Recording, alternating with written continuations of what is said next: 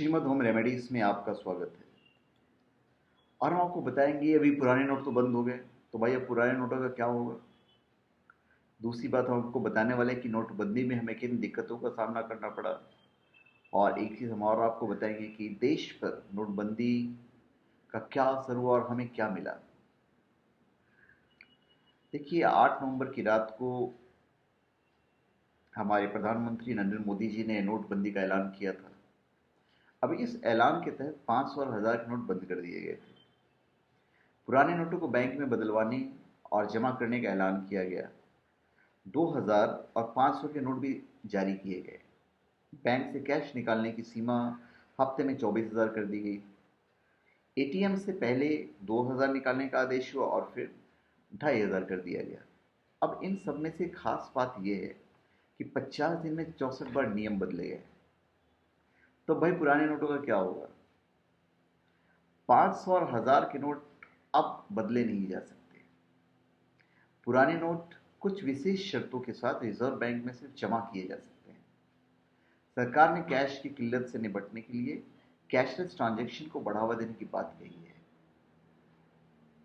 अभी नोटबंदी में हमको जो दिक्कतों का सामना करना पड़ा वो आपको ही पता है, फिर भी हम बताना पसंद करेंगे।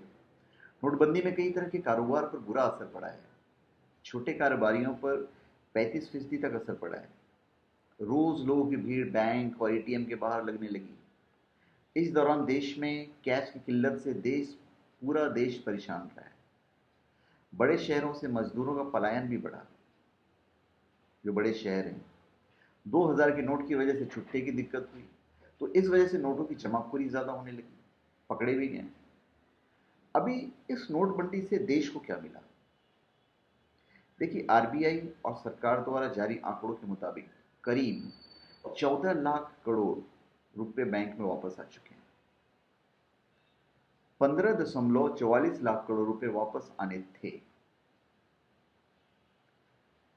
नोटबंदी के 50 दिनों में 770 करोड़ से ज्यादा कैश बरामद हुए हैं या बरामद किया गया है। इनमें 1000 करोड़ से ज्यादा इसमें 100 करोड़ से ज्यादा 2000 के नए नोट थे जो पकड़े गए। आप सोचिए, लोग नोटबंदी है और लोग नोट जमा कर रहे हैं, तो हमारे देश के लोग कैसे होते चले जा रहे हैं, जो खास करके पैसे वाले हैं। सोचिए, 100 करोड़ से ज्यादा 2000 के नोट वाले नोट थे जो पकड़े गए। नोटबंदी के बीच 50 दिनों में जनधन खातों में करीब 74,000 करोड़ जमा हुए। काले का सफेद करने वाले कई लोग पकड़े गए। बहुत अच्छे हुआ, हमारे देश के लिए अच्छी बात है ये। दिल्ली, कोलकाता सहित कई शहरों में बैंक अधिकारी पकड़े गए।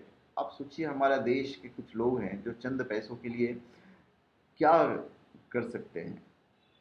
सोना खरीद में हेरा फेरी करने वाले पकड़े गए। टैक्स चोरी के आरोप में 5,000 से ज़्यादा लोगों को इनकम टैक्स ने नोटिस भेजा है। देश में कैशलेस कारोबार बढ़ा है। सरकार की ओर से 11 सुविधाओं के लिए डिजिटल पेमेंट की छूट मिली है। सरकार के मुताबिक टैक्स में बढ़ोतरी हुई और करीब 14% ज़्यादा टैक्स आया।